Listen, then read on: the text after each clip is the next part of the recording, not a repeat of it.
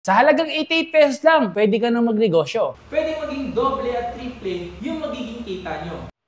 Yo! What's up sa inyo mga pangs at kumusta na kayo? Maganda at masayang araw na naman ang pagsasamahan natin ngayon. So, panibagong araw, panibagong video. Ngayong araw na to is meron akong gustong i-share sa inyo na pwedeng pang negosyo. Sa halagang 88 pesos lang, pwede ka nang magnegosyo. Ito ang negosyong sigurado kitaan. So ito nga mga pangs yung binili natin na pwede nga kayong kumita doble or triple sa halagang 88 pesos lang.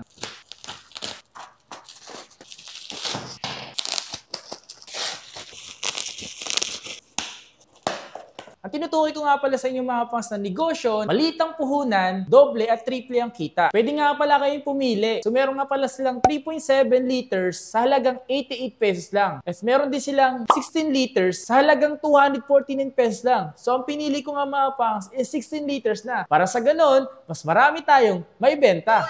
Ang kakailanganin mo lang dito is kailangan mo lang ng imbudo, balde, at plastic bottle. Sobrang bango nito mga kapangs. Lemon scent na nga pala ito mga kapangs kasi kahit nasa plastic siya, maamoy mo talaga yung bango niya. Ang kagandahan nga pala dito mga kapangs is napaka-basic lang nito. Dahil naka-premix na nga to, ito nga yung binili natin ay 6 liters. Ang kakailanganin natin is 14 liters na tubig. Ang kakailanganin mo na nga lang is tubig. At least okay na yan. Oh my God. Napakadali lang nito. I-mix lang natin siya. Dahil wala tayong pang-mix, itong gagamitin natin. So, haluin lang natin siya hanggang sa maging malapot. Ayan, ganun lang. So, kung makikita nyo mga pangs, konti na lang, is talagang lapot na siya. Medyo tumitigas, tumitigas pala siya. So, kailangan mo lang dito is haluin ng haluin hanggang sa matunaw yung dishwashing liquid. Hihintayin lang natin mawala ang bula. Pagkatapos mawala ang bula, tsaka natin siya ilalagay sa mga plastic bottle. At kayang-kaya rin to gawin ni bunso, ni kuya, ate, nanay, at tatay. At siyempre, pati na si lolo at lola. Sa halagang 249 pesos mo, maraming bottles ka na may ilalagay at maibebenta. Sa maliit na puhunan, malaki ang kita. The next day. So, makalipas ng ilang oras na wala na yung bula, ito na siya. Yan. So, pwede mo na siyang ilagay sa plastic bottle.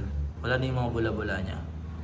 Matapos na wala ang bula, pwede na natin siyang isalin sa plastic bottle. Maaari nyo nang ibenta sa kapitbahay, sa tropa, kaibigan, at kung sino-sino man. Sa maliit na puhunan, pwede ka nang kumita ng doble at triple. So, sasalin mo lang siya.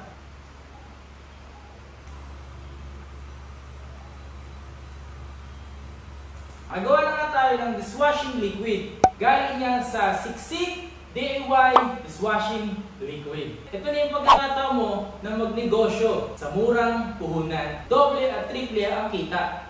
Ito na yung mga nalagyan natin ng dishwashing liquid. At nakita niyo naman mga pangs, dahil sa maliit na puhunan, pwede maging doble at triple yung magiging kita nyo. Kung gusto nyo palang umorder mga pangas, ilalagay ko na lang dyan sa may description. Yung pinaka-Shopee link nila, nandiyan sa may description. Check nyo rin sa comment section. Kung interesado rin kayo sa maliit na puhunan, sa halagang 88 pesos lang, pwede ka nang magnegosyo. Napaka-basic lang. O siya, ilalagyan ko pa itong mga natitirang plastic bottle. Dahil dito pa lang, balik puhunan na. O diba? Mag-check out na rin kayo. Nandiyan sa may description.